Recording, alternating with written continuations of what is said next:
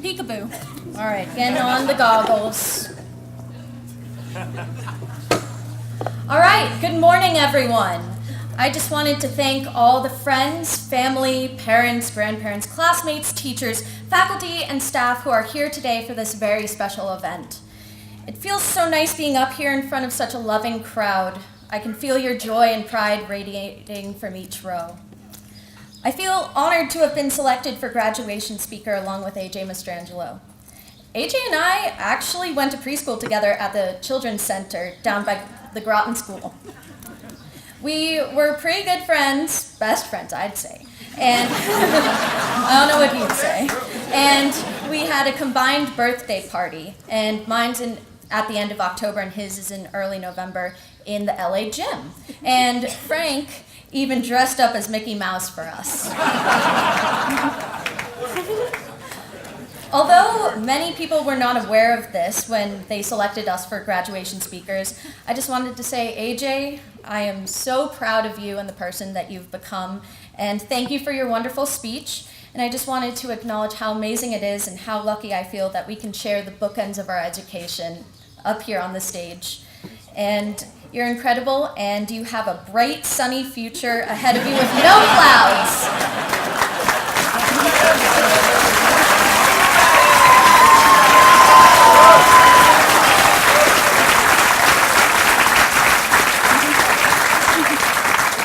Despite this introduction, my speech today is not entirely about the past, at least not as far back as preschool. But I intend to share some stories from my Lawrence Academy career to convey important lessons I learned here.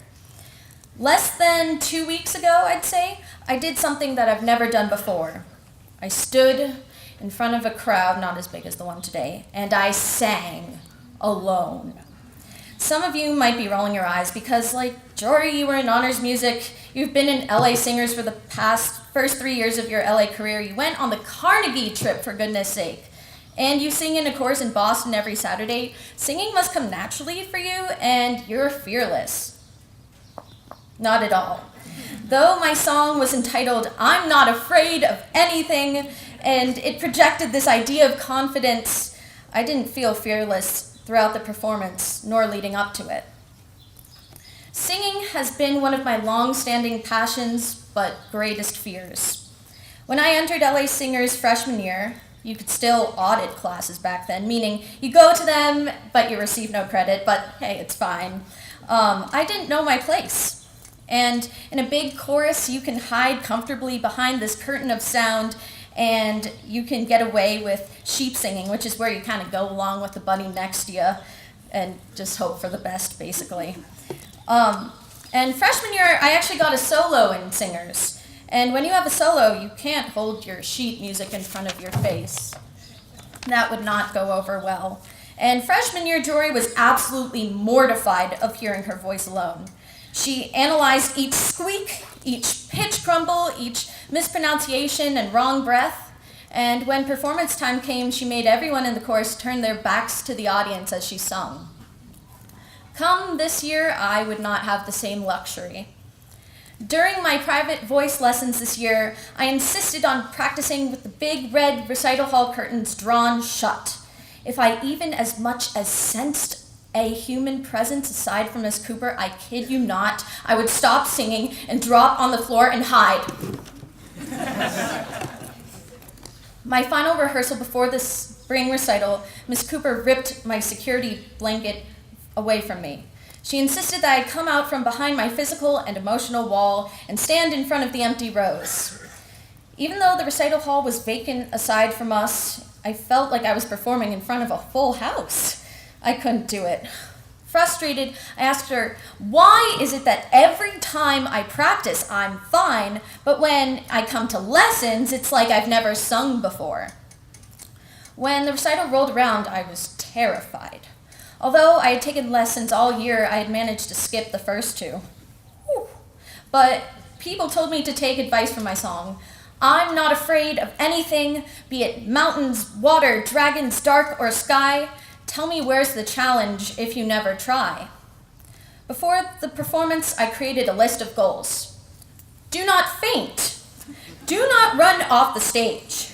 Do not start crying, and oh my gosh, do not puke. Having fulfilled these goals, I feel pretty satisfied with myself. It's not about comparing my voice to others. It was a performance for me, finally. Thank you to both Ms. Coopers for your endless patience and for helping me find my voice. I am ineffably grateful. And I think we all need to learn to be unapologetic for our voices, be sung, written, spoken, artistic, academic, or athletic. In school, we shouldn't apologize for not learning fast enough, shouldn't apologize for not learning in the way that society deems as the right way, and we shouldn't apologize for struggling. That's what education is. We should relish that process of discovery. And learning is not a linear function. We should learn to flourish in our vulnerability, though it is one of the hardest things you can ever do. Don't be afraid of your own voice. You are here for a reason. You were selected to come here for a reason. Singing by yourself is scary. Letting yourself draw without self-critique is scary. Performing spoken word that talks about your imperfections is hard. And I'm trying to make a sports analogy, bear with me. And being a player in an important play at the end of the game is utterly terrifying, especially for someone who doesn't have a lot of athletic experience. But the results are so rewarding.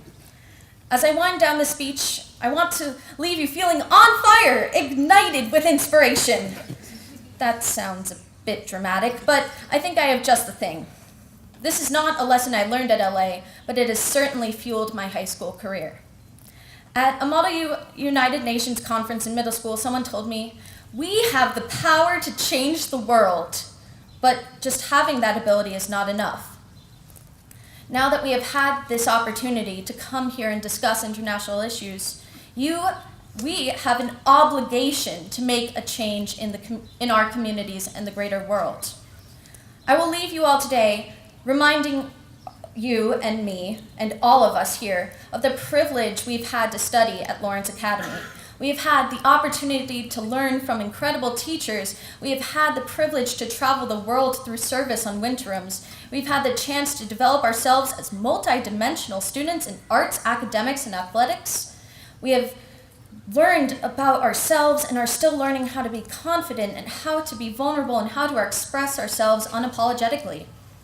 At this point, I want to remind you of the corny phrase, "We have the power to make the world a better place." But furthermore, since you have had this opportunity at such a wonderful education, I remind us that it is our obligation to do something to better our world. Thank you.